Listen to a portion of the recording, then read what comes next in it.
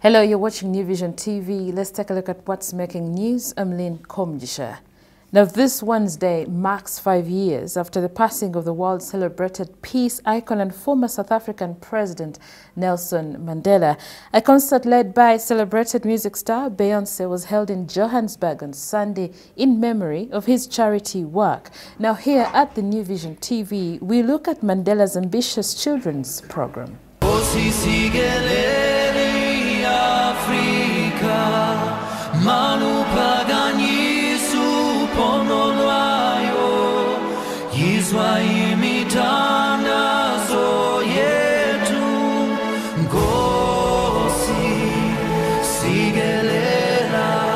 South Africa achieved full democratization in 1994 with the election of President Nelson Mandela, who served only one 5-year term. The country's population is now approaching 60 million people, 85 of whom are blacks, who are also the poorest and least educated. The government is sparing no pennies or rands in this case to ensure that all children get the best possible early education. The Department of Basic Education is working through its agencies to ensure that all 6 million children between the ages of 12 and 6 attend an early childhood development program. So far, 3 million of them attend the ECD center. But because you cannot build an ECD, call it kindergarten or nursery school in every village, a system has been developed that enables official daycare to take place in people's homes. Any woman who meets the set criteria can be certified as a daycare mother and allowed to take in a maximum of 6 children into her house and administer the set curriculum to them. To qualify as a daycare mother, one must have no criminal record and should have a lot of demonstrable patience and kindness. Besides, her house should pass the inspection to ensure it has adequate sanitation and playing space. The government then pays her a stipulated amount of money per day, per about $1 per child for 225 days a year. There are also programs to train and upgrade the daycare mothers so that they can become proprietors and managers of the real ECD centers where they can care for more than 6 children. There are even funds of up to $1,000 to help such a woman develop a real kindergarten.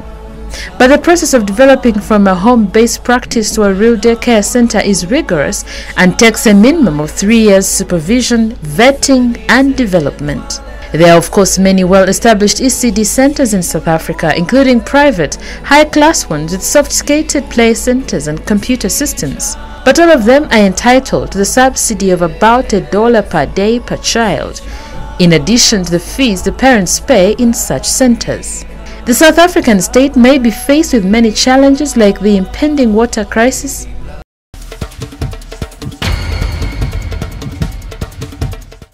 Moving on, the Parliamentary Committee on Commissions, Statutory Authorities and State Enterprises has tasked the former Executive Director of Supervision at Bank of Uganda, BAGYENDA, to produce documents relating to the sale of Global Trust Bank. The Auditor General, in his report on the closed banks, noted that there were no guidelines on the identification of the purchasers of Global Trust Bank and determined the procedures to be adopted by the Central Bank in the sale of assets.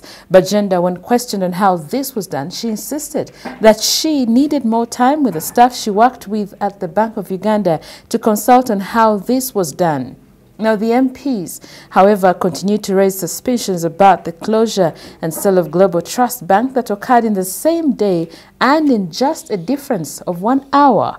This prompted the chairperson, Abdu Katuntu, to direct that BAGYENDA goes back to Bank of Uganda and present negotiation minutes of sale, evaluation reports of Global Trust Bank bidding documents, among other documents. The committee also directed the bank to present documents on how much money has been invested by the bank in all the closed banks after the committee learned that 21.9 billion shillings that was invested in Greenland and ICB were still outstanding.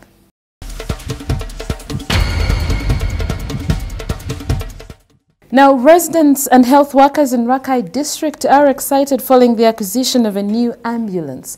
The emergency response truck, registration number UBE629H, was donated by Operation International, a mission by medical volunteers offering free services. Hospital authorities received it during a health camp organized by Koki Chiefdom.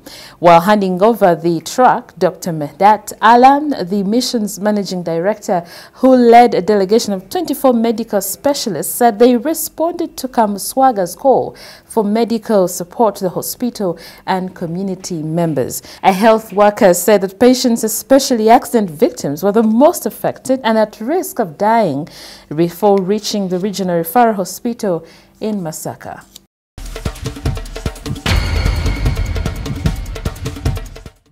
In more news, President MUSEVENI has asked HIV-positive people to be careful and considerate and not infect others. The president noted that he wants people to stop killing people deliberately, adding that HIV can be fought and all of us know how it is transmitted and how it can be controlled. He said HIV/AIDS remains the biggest challenge to public health and economic productivity for the country. In a speech read for him by the Minister for Karamoja Affairs, Engineer John Byabagambi, Museveni said he came up with the presidential initiative and an HIV drive after realizing the country had lost momentum in the fight against HIV/AIDS. He was speaking at the launch of the presidential initiative to end HIV/AIDS as a public health issue in the country. Museveni called on leaders to engage, especially adolescent girls and boys, on issues of HIV and AIDS, saying there's need to consolidate the progress of government intervention into the fight against HIV/AIDS.